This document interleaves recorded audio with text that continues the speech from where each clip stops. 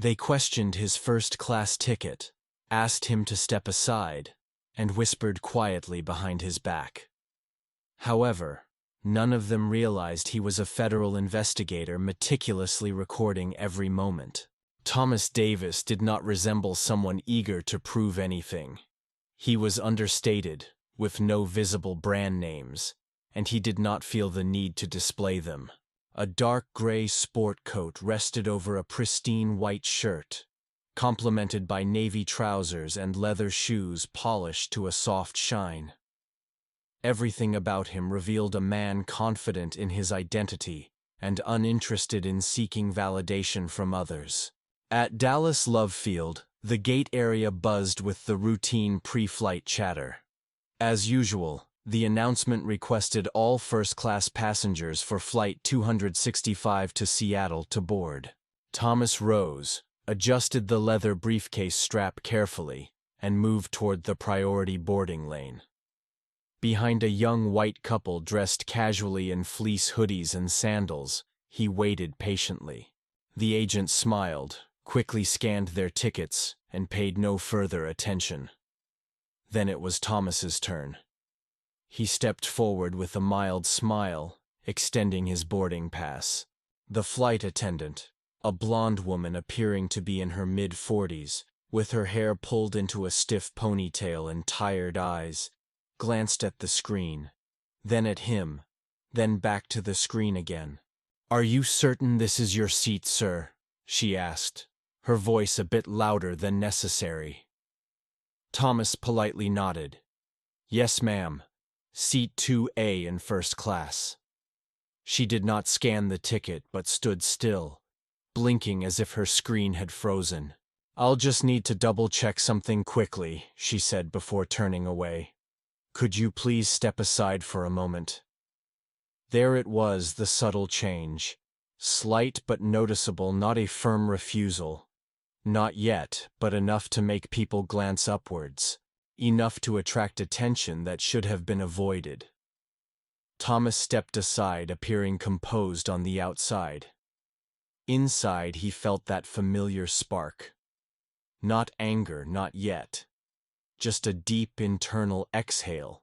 He had encountered this kind of situation many times before. More times than he could remember. But this time it was not only happening to him. It was occurring while he was on duty. Even though nobody nearby realized it as yet. He observed the line progress forward. No one else was stopped. A teenager wearing an oversized hoodie walked past and scanned through without a single word. A man sporting a worn fishing hat gave a wink to the flight attendant as he passed by. She laughed, scanned him in, and did not even look at his name. Thomas glanced at his watch. He was not hurried. He had reserved the entire day for this journey, and if anything, delays only added to the report he was silently compiling. The first-class queue cleared. The woman appeared again, now accompanied by another attendant. Younger, probably in her mid-30s. A redhead with an expression mixing suspicion and uncertainty. They both examined his boarding pass and then looked at each other. "I am sorry, sir, but we are just trying to confirm your seat assignment," the younger attendant said. Thomas kept his tone calm and asked, "And exactly what are you trying to verify?" The older attendant shifted. "We just do not see this seat under your name in the system. It is likely a mistake. It happens sometimes." He carefully took the boarding pass from her hand and held it up. "My name is Thomas Davis. Seat 2 Alpha TSA pre-check. And yes, I booked directly through the airline's official website as usual." The second attendant's smile remained tight and forced. "It is probably just a system error," she said. "We just need to verify it with a supervisor. It will only take a moment." He gave a brief nod and stepped aside. Behind him, a few travelers whispered amongst themselves.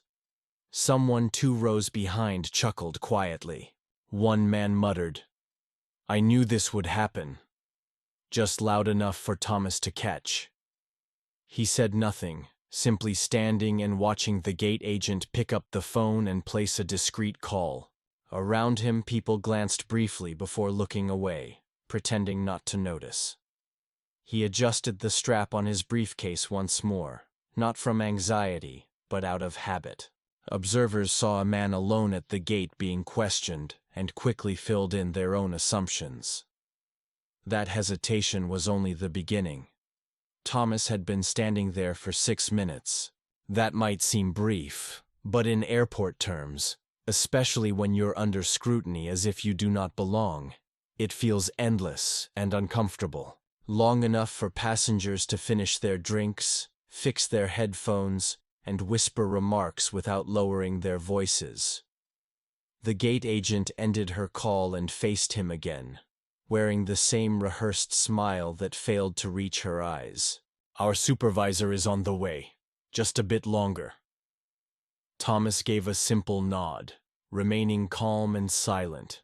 Behind him, a middle-aged man wearing cargo shorts and a Seahawks hat leaned toward the person beside him and remarked, "I guess first class isn't meant for everyone." The other person laughed and Thomas noticed it. Of course he did, but he chose to ignore it. He had spent many years perfecting this skill, tuning out distractions, swallowing his pride without losing his sense of self. This was a lesson his mother had instilled in him. Never let insignificant people dislodge you from your place. Soon, another attendant approached from the jet bridge. She was older, with gray hair and tall, seeming as if she had worked for the airline for a very long time. Without introducing herself or offering any greeting, she simply walked up and asked, "What seems to be the problem here?" The redhead quickly responded, "We're having an issue confirming his seat assignment. It doesn't match the system." The older woman took Thomas's boarding pass, examined it for fewer than 3 seconds, then glanced at the screen, typed a few commands, frowned, pressed some more keys, and said, "It shows seat 2 Alpha. Paid upgrade with rewards and cash combined. The system confirms it." Thomas slightly raised an eyebrow. Turning back to him, the woman added, "You may proceed. Sorry for the delay." Yet even at that moment, no apology was given for the cause of the holdup. No acknowledgement of how he had been singled out, made to wait, silently scrutinized, or subtly insulted. Those 4 simple words, "You may proceed," were all he received. Thomas nodded, not in gratitude but as a sign of recognition, and moved forward. The man wearing the Seahawks cap leaned back comfortably in his chair and added, "Looks like things turned out well for you after all, huh?" Thomas did not reply. He was not there to engage with narrow minds. His purpose was to observe, document, and remember. As he made his way along the jet bridge, the flight attendant from before hurried to keep up. She said, attempting to sound casual, "We just want to ensure that everyone is seated correctly. You understand?" Thomas met her gaze, his tone calm yet firm. "Do you ask that of every first-class traveler, or only those who raise your doubts?" She blinked, caught off guard by his straightforwardness, then stammered, "I mean, it is just standard procedure." Thomas moved past her into the cabin and remarked, "You might want to reconsider that standard procedure." The flight attendant did not follow him any further. A male crew member greeted him aboard with barely a glance at his boarding pass, saying, "This way, seat 2A." Thomas settled into his window seat, which was clean and spacious. He stowed his briefcase under the chair and leaned back, his eyes steady and his mind working. Across the aisle, a young white man wearing a Patagonia jacket scrolled through his phone, glanced at Thomas, and looked away without a word. That was the usual interaction. An instant of tension followed by silence, everyone pretending nothing had occurred. The plane pushed forward, just as life did. Yet Thomas was not merely a passenger today. He was an observer, an auditor. His task was not to move past, but to stay vigilant. Soon, the flight team began their rounds, and the drink cart creaked into motion. Champagne was offered to every first-class passenger. Such a small token might be usual, but it no longer felt ordinary. Thomas accepted a glass not because he wanted it, but to maintain his role. He took a sip, glanced at the seat pocket for the safety instructions, unfolded them, and slipped a business card between the pages. A silent trail just in case. Outside the window, the ground crew moved swiftly in bright orange vests. He observed them as the last travelers boarded. A family with 2 children shuffled past, noisy and exhausted. A college student wearing a hood and headphones bumped into the seat in front without saying sorry. The flight attendant smiled at everyone, cheerful as always. No second looks, no questioning tones, just routine. Only Thomas received that special attention today, yet none of them had any clue who he truly was. The cabin lights softened just a little as the aircraft doors closed. The captain's voice came through the speakers with the usual pre-flight announcements. Flight duration was just below 4 hours, with calm weather predicted over the Rocky Mountains. Thanks were extended for choosing their airline. But Thomas barely registered any of it. He remained still, hands resting on his thighs, the memory of that quick confrontation stretching behind his eyes like a tightrope.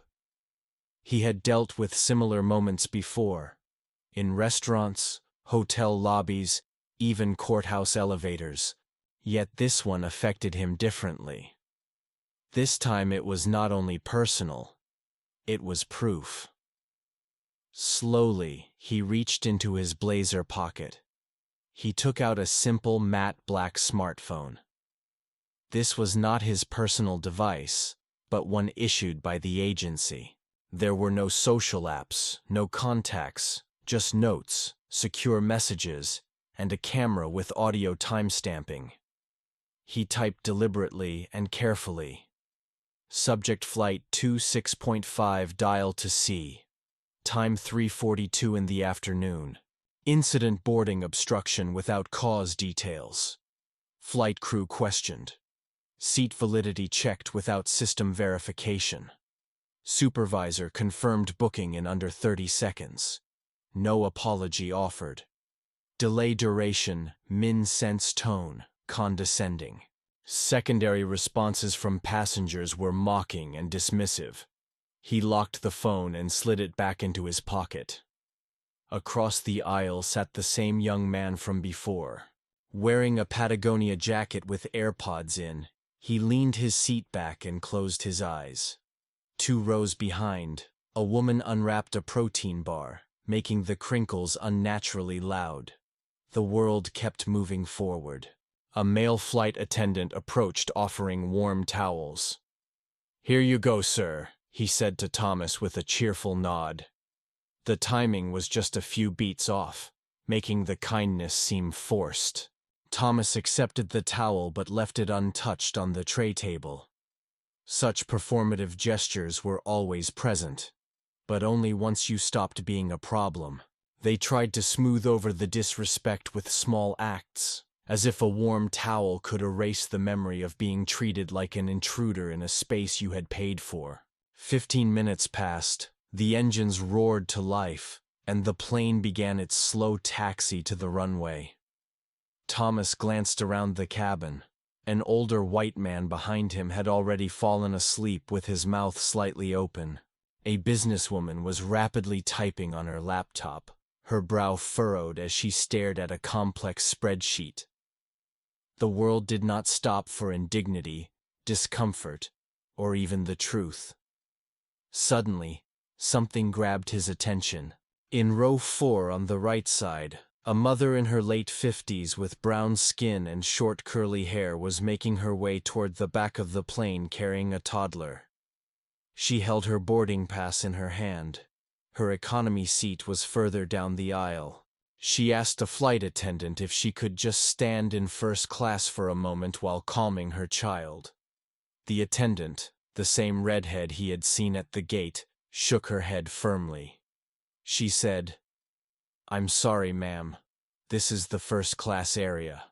You need to move back now."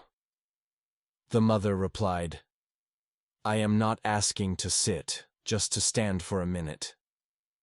The attendant raised her voice.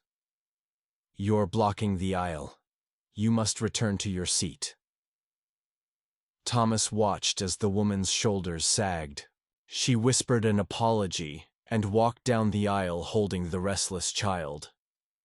2 rows away, a white teenage boy strolled up from coach and leaned across a first-class seat to talk to someone, yet no one stopped him or told him to move. Thomas made a mental note. Discrimination is not always loud. Sometimes it is subtle, determining who can bend the rules and who must follow them strictly. The plane began to taxi. The cabin softly vibrated as it rose into the sky. Thomas turned toward the window. He watched the buildings grow smaller beneath them, then closed his eyes for the first time since boarding. Sleep would not come. Instead, his mind wandered to his work, reflecting on how often people questioned the importance of what he did. Many insisted that things had changed, that his role was obsolete. Yet, within just the first hour of the flight, he already had more than enough details to report. Time was running out, and the audit had officially started. About an hour into the journey, the seatbelt sign turned off and passengers began to settle comfortably. Thomas kept his tray table raised, hands folded, and his mind alert. His task today was to watch carefully, not only what was spoken aloud, but everything left unsaid. Gestures, sideways glances, hesitations, every subtle clue counted. The red-headed flight attendant returned, her smile warm and her voice gentle. "Can I get you something to drink, mister?" she asked, glancing at her manifest, pretending to check even though she already recognized Davis. He responded calmly, simply asking for water. "Of course, and thank you for your patience," she replied. "We had a small technical issue at the gate earlier. These things happen, you know." She laughed politely, as if inviting him to forget the matter. Thomas smiled back, but the expression never reached his eyes. The smile on her face flickered briefly, like a crack appearing in smooth plaster. Leaning back in his seat, he quietly added, "It is curious how that hiccup seemed to affect only me. None of the other passengers in the first-class line were asked to wait." She opened her mouth to respond, but nothing emerged instead. She turned and went to get some water. That was the moment the passenger across the aisle leaned over. Wearing a slightly gray blazer and silver hair, perhaps in his early 60s, he appeared like the sort of man who played tennis during the weekend and golfed in the middle of the week. "I did not mean to overhear," the man said quietly. "But I saw what unfolded back at the gate. It seemed a bit excessive, if you ask me." Thomas turned to him. "I appreciate you saying that. Yeah, they did not question anyone else. It felt like they were inspecting something unrelated to a boarding pass." Thomas nodded. "You are not wrong." The man paused. "Do you travel frequently?" "I do," Thomas answered just as the water arrived. The flight attendant gently placed it on his tray as if it were delicate glass. "Let me know if you need anything more," she said, her eyes flickering briefly. Thomas waited for her to walk away, then reached into his inner jacket pocket and pulled out his identification. It was not the typical type, absent of any fancy badge or shiny emblem. Just a clear federal credential displaying his name, title, and agency.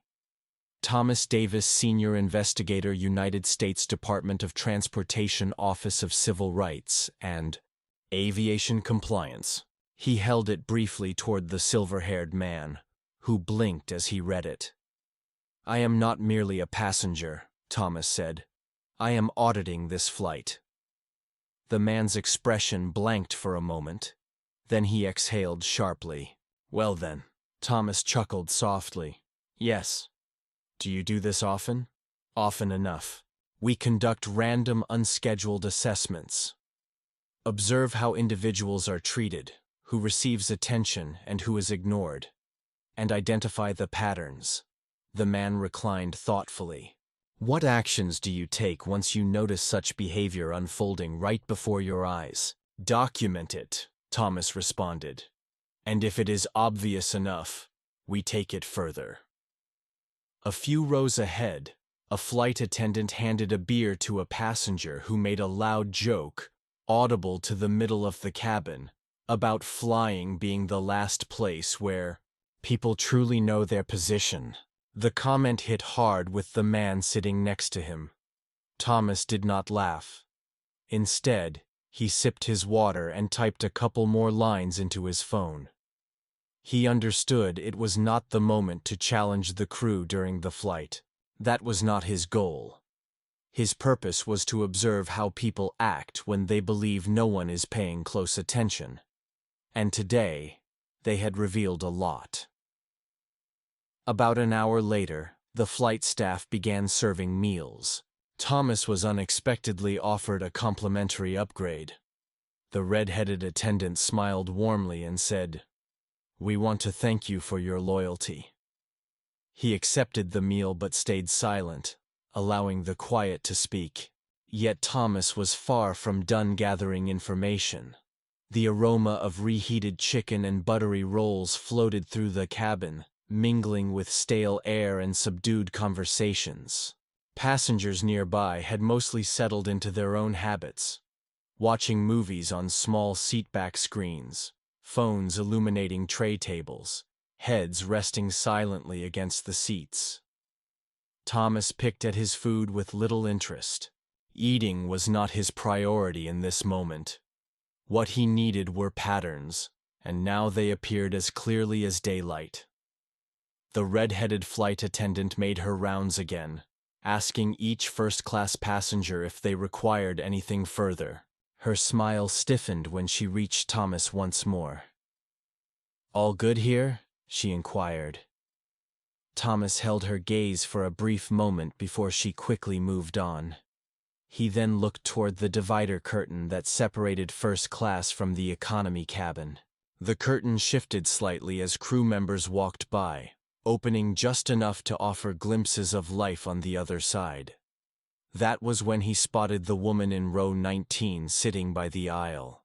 An elderly Latina lady with hands marked by time and a neck pillow resting behind her. Her cardigan appeared handmade in a soft, faded lavender shade. She held a small paper bag carefully, as if it contained something delicate. Each time the flight attendant passed by, the woman would lift her hand just enough to be noticed, never too boldly. Yet, every single time she was ignored. The attendants continued past her as though she was invisible. Meanwhile, a white teenager occupying seat 21B, earbuds in, with his socks propped on the seat in front, received an extra ginger ale without even asking. There was no hesitation, no delay. Thomas tapped his notes again. The passenger in 19C kept asking for help, but nothing came. Meanwhile, the neighbor in 21B received double service. Thomas understood exactly what this signified. Bias rarely arrives loudly.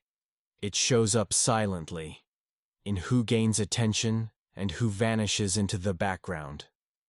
Suddenly, A low, frustrated voice came from 2 rows behind the woman. "Excuse me, hello." Thomas straightened up. A young black man in his 20s stood halfway into the aisle. Wearing a denim jacket and sporting a short haircut, his tone was polite but carried clear frustration. He was holding a carry-on bag that could not fit in the overhead compartment. "I just need to check if there is space in the front." "This one is completely full," he said to the passing crew member. The flight attendant paused without looking at him immediately. She sighed and said, "You need to sit down, sir. We will deal with that when we have time. I have been trying since boarding." "Well, that is not my problem," she replied, still avoiding his gaze. Thomas raised his eyebrows. There it was again, the tone. No raised voice, no swear words, but an instant change in attitude, as if she had flipped a switch the moment she saw who was speaking. The young man opened his mouth to reply but stopped. He glanced around, suddenly aware of the passengers watching, some with curiosity, others with discomfort. That hesitation was intentional, not wanting to be labeled or become that guy causing trouble mid-flight. Slowly he sat down with the bag awkwardly squeezed between his feet. The attendant walked away silently. Thomas tapped his phone twice and hit record, capturing the exchange. He remained silent and still, just documenting. He knew this story would be longer than expected. Looking around again, 2 white passengers had wandered into the first-class section earlier, one asking about flight time, the other requesting a pillow. Neither had been instructed to return to their seats. No tension, no sighs, no issues. Thomas closed the note-taking app and leaned back, allowing the weight of what he had witnessed to sink in. None of it shocked him. That was the worst part. His role was not about catching people in the act, but about proving, clearly and undeniably, what many still refused to accept. Some passengers were controlled, others aided, and on most days, it depended entirely on who was asking. Yet, back in economy class, something occurred that compelled him to start recording. The atmosphere in the cabin was quiet but heavy. You would not notice it unless you were actively searching or had experienced it before. Thomas had lived through that feeling more times than he could count. He kept his phone recording as he shifted in his seat, eyes fixed on the young man in row 21. The man appeared barely 25, neat and clean-cut, showing a weariness that seemed to come from trying too hard to avoid any trouble. He kept moving his legs, attempting to find a comfortable position alongside the oversized carry-on bag squeezed under the seat in front of him. It was not working. Around 20 minutes later, the same flight attendant returned to his row pushing the drink cart. She glanced down and paused. "You can't have that there, sir," she said, tapping the bag with her pen. "It has to go in the overhead compartment or be checked in." The young man looked up. "I told you it does not fit. I tried, but no one helped me." Her tone sharpened. "That is not my problem. You are blocking the aisle space. We cannot continue service with this here." I asked twice when we boarded, trying to remain composed. "You are being difficult," she snapped. "I have to inform the captain if you cannot follow simple directions." That was enough. A woman across the aisle put down her magazine and glanced over. The older lady in row 19, seat C, gripped her purse a bit tighter. Passengers began looking up again. Soft murmurs started spreading. Thomas's phone stayed steady in his hand. The screen dimmed. He zoomed in just enough to capture the conversation. Clearly, the young man stood up with his hands raised slightly, not in anger, but open as if to show he posed no danger. "Look," he said. "I did not pack the bins, I only asked for help." That was it. The attendant took a step back. "Sir, I need you to return to your seat immediately, or you might be asked to leave upon landing. He paused for a moment and scanned the cabin. Silence. No one said a word.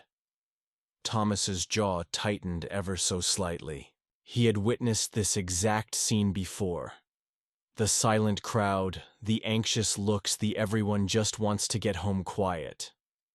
People who declared themselves supporters in talks turned their attention to the windows when it truly mattered. The young man slowly sat down again, speaking softly now.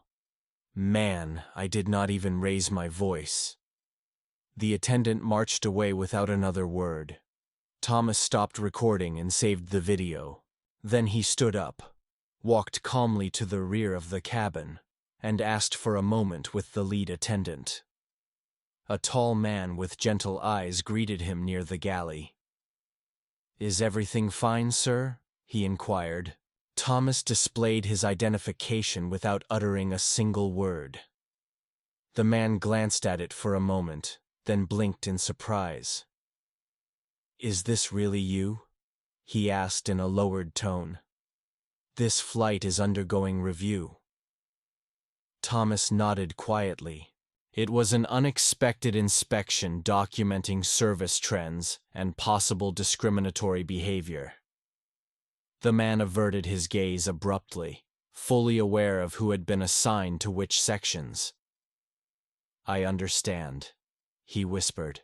"I will inform the crew about your presence." "No need," Thomas answered calmly. "They will find out soon enough." Returning to his seat, the young man now sat perfectly still, hunched forward and staring ahead. Thomas settled down, opened a fresh note, and began to write. Incident escalation observed. Passenger labeled difficult. After numerous ignored requests. Threatened with removal for failure to comply with an unreasonable demand.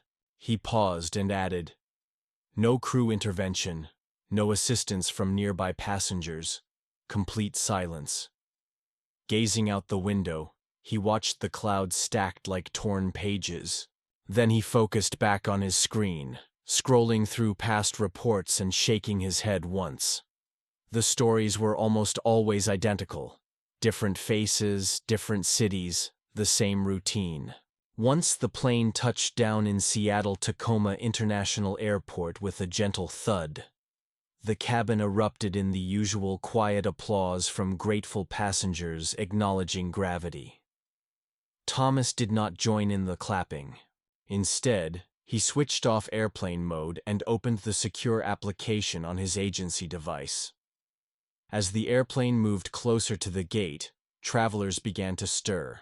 They unfastened their seatbelts ahead of time, reached up to grab jackets from the overhead compartments, and avoided making eye contact with anyone around them. Some may have silently judged others, or simply ignored them. Thomas entered the final pieces of information into his audit log before calling the Aviation Compliance Office. "This is Colleen. It is Davis Flight 265, mission completed," he said.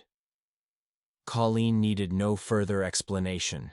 "Is the report arriving today?" "Yes, alongside video files." She paused briefly and noted, "It was a short flight. Receiving a case within the first 30 minutes is unusual." Back in his seat, the redhead passed by Thomas one last time. Her smile had vanished, replaced by a more guarded expression. With a subtle nod, she said nothing. Thomas rose to gather his briefcase as the young man from row 21 also stood up, rubbing his knee while trying to fit an oversized bag from under the seat.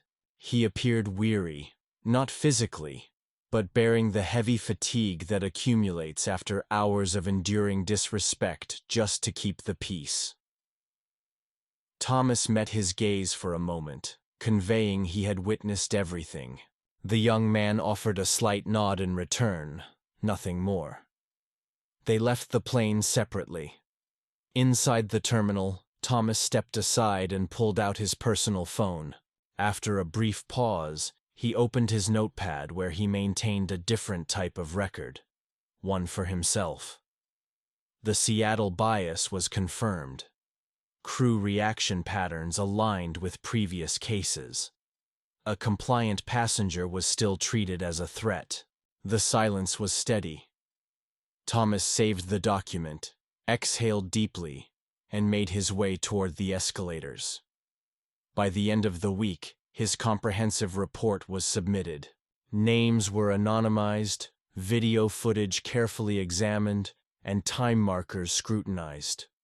What the airline was unaware of, at least for the moment, was that this flight had turned into a case study, not due to a major outburst or a scandal grabbing headlines, but because it uncovered something far more common and much more dangerous: the recurring pattern of everyday discrimination disguised as standard procedure. 3 weeks later, the airline received an official letter urging a thorough review of internal policies. The crew from Flight 265 was summoned for discussions, some quiet, others quite open. Terms familiar from HR circles were mentioned. One flight attendant resigned, while 2 others were identified for additional training. Yet none of this attracted media attention. No public outrage, no announcements, just another routine day behind the scenes of corporate compliance. What did shift was subtle. The airline incorporated a new instruction in its first-class training program telling employees to be aware of unconscious biases during seat verification protocols. It sounded formal if dull, hidden between points about boarding speed and customer interaction style. But Thomas noticed it. He understood its significance. It showed they had been observed and that someone, just one person, had experienced the pressure of responsibility, albeit briefly. Back in Washington, he received a brief message from Colleen stating Incident 265 was flagged for a persistent pattern and that the Seattle route remained under close examination. That was sufficient, though not everything. Just enough for the moment, because Thomas did not do this work seeking attention.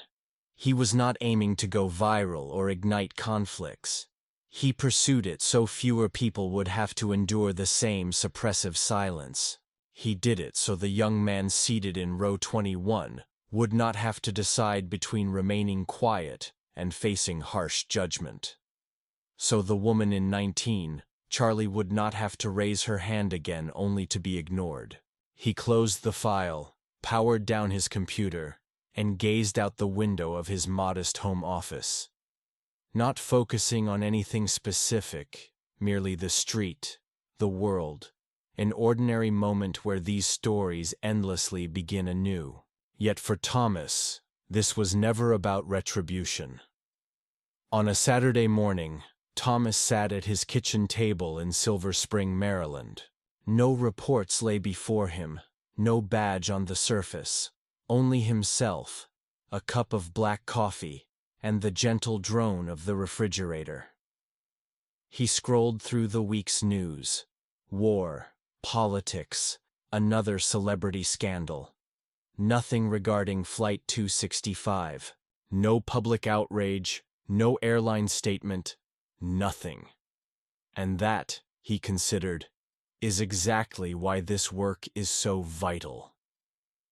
His eyes shifted to the corner bookshelf where a photograph of his late mother rested, framed in golden trim.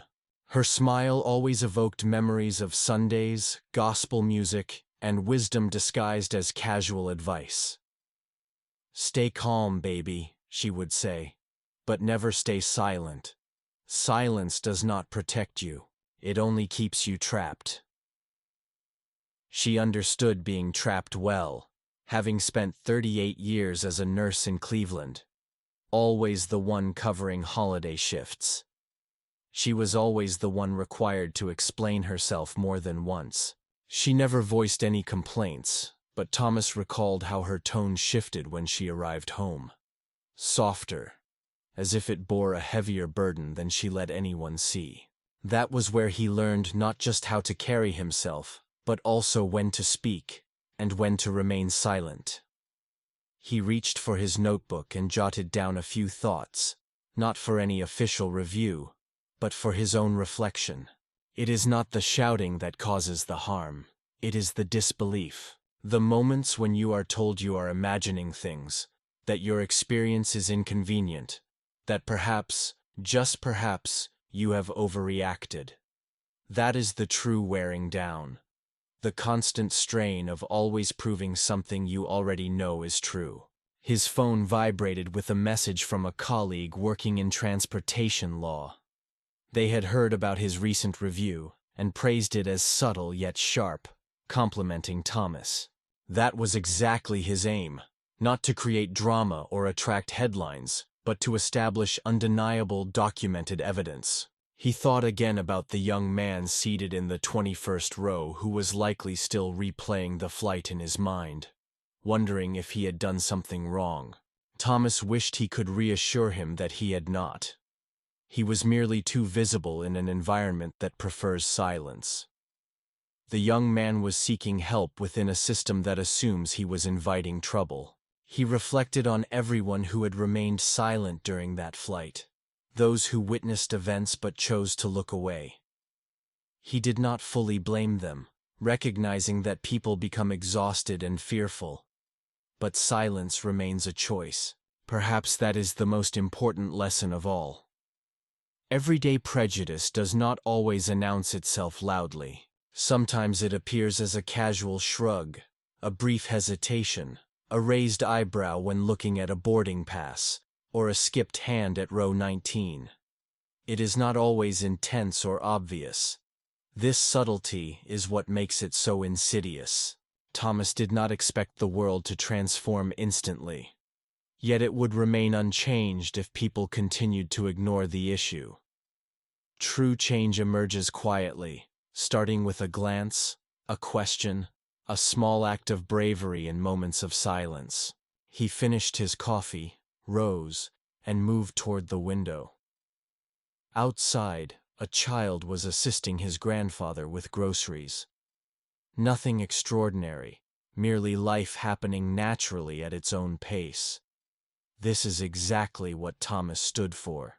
Not for recognition or fame, but for the right of individuals like him to navigate life without being scrutinized again and again. Before walking away, he opened his notes application one final time. To anyone who has ever felt the sting of being stared at for simply existing, you have earned your place. You are not imagining things, and you are definitely not alone. Remain composed, but never keep quiet. If this story made you pause, reflect, or reminded you of your own experiences, subscribe for more authentic narratives. These are stories that rarely make headlines but are essential to share.